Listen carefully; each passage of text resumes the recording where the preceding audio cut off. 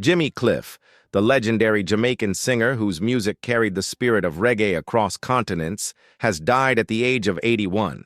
His passing marks the end of an era for global music, for it was Cliff who stood as one of the earliest architects of reggae's international rise. Today, we take a deeper look into how the celebrated singer died, the impact of his final days, and what is known about his last recorded video. The news of Jimmy Cliff's death was confirmed by his wife, Latifah Chambers, through a heartfelt Instagram statement that reverberated across the world. Her message was filled with grief, but also gratitude, as she revealed that Cliff had crossed over due to a seizure followed by pneumonia. It was a devastating and unexpected combination that ended the life of one of the brightest voices reggae ever produced.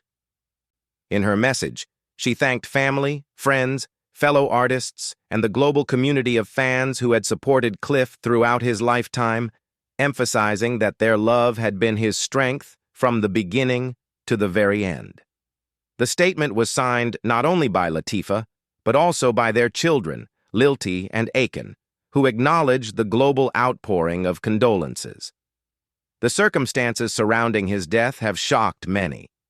Reports confirm that the seizure occurred suddenly, and complications from pneumonia intensified in the hours that followed. Doctors attempted stabilization, but the dual medical emergency was too severe.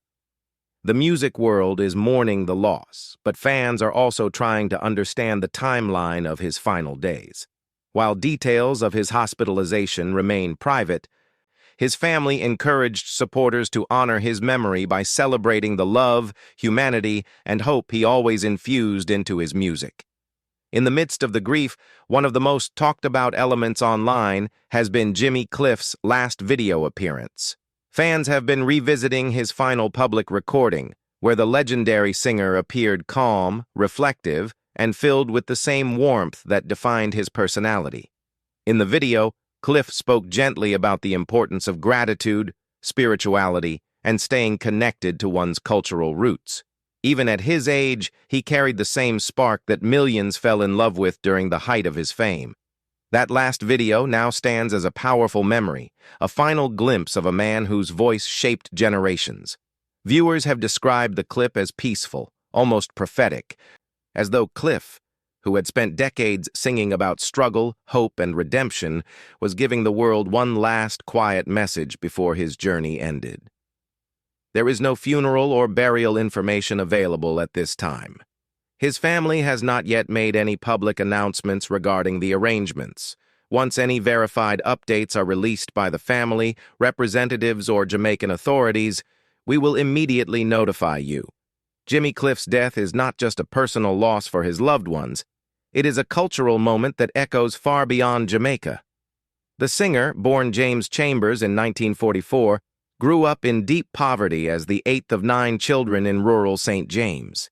His journey from a small Jamaican village to global stardom is one of the most extraordinary transformations in music history. From an early age, Cliff showed a divine musical gift.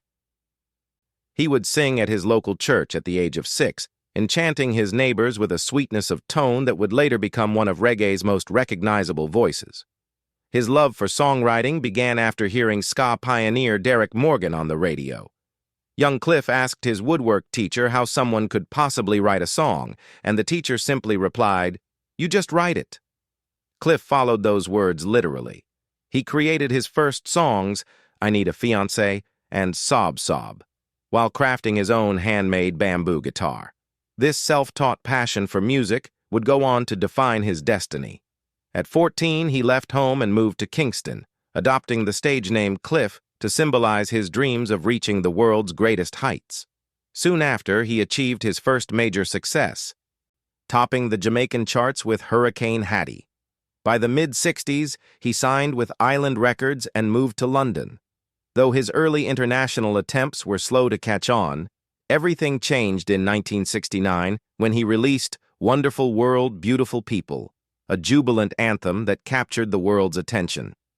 His songs began spreading across continents, and Cliff became a central figure in pushing reggae toward worldwide recognition. Among his most celebrated works was Vietnam, a politically charged masterpiece that Bob Dylan once described as the best protest song ever written. The song's emotional storytelling and haunting imagery proved that Cliff's music was not only beautiful, but also deeply meaningful. He sang about human struggle, social injustice, and the complexities of life, but always added what he called the icing of hope. His impact went far beyond music. In 1972, he starred in the film The Harder They Come, portraying Ivan Martin, a rebellious musician navigating Jamaica's corrupt industry. The film introduced reggae to the American mainstream, and Cliff's soundtrack contributions, including Many Rivers to Cross, became immortal pieces of global culture. Critics later credited the movie with igniting reggae's international boom, setting the stage for the rise of Bob Marley and many others who would follow.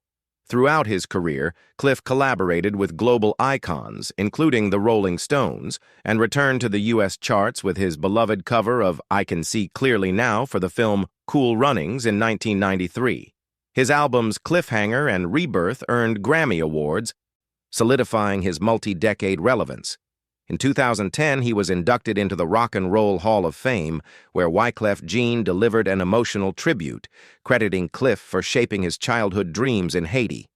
Cliff's live performances were legendary. He played Glastonbury's iconic Legend slot in 2003, and his Coachella 2010 set introduced him to a younger generation who danced and sang along as though they had known his music their whole lives. His dedication to touring long into his 70s and even 80s showed a man who loved the stage and felt responsible for carrying Jamaican culture to every corner of the world. Even though he received countless awards, including the Jamaican Order of Merit, Cliff often said that the real reward was the connection with fans. He loved hearing stories about how his music inspired people to change their lives. One fan told him that hearing "You Can Get It If You Really Want" helped him return to school after dropping out. Cliff would often recall such stories with pride and humility, saying that moments like those meant more to him than any trophy. In the days leading up to his death, Cliff had been reportedly spending more time with family, focusing on rest and spirituality. His social media activity had slowed, and insiders suggest he had been privately managing health challenges related to age. His final video appearance now feels even more significant, as he spoke about life, peace, and the beauty of human connection. As fans mourn worldwide, the last pieces of Cliff's artistic legacy are being watched and shared with immense love. Streets in Kingston have filled with music from his catalog: Many Rivers to Cross, You Can Get It If You Really Want, Wonderful World, Beautiful People, echoing through speakers like a collective prayer for the man who introduced reggae to millions. While rumors circulate online regarding funeral details, the family has not released any official confirmation. As of now, there is no funeral or burial update. The moment verified information becomes available, we will promptly update you.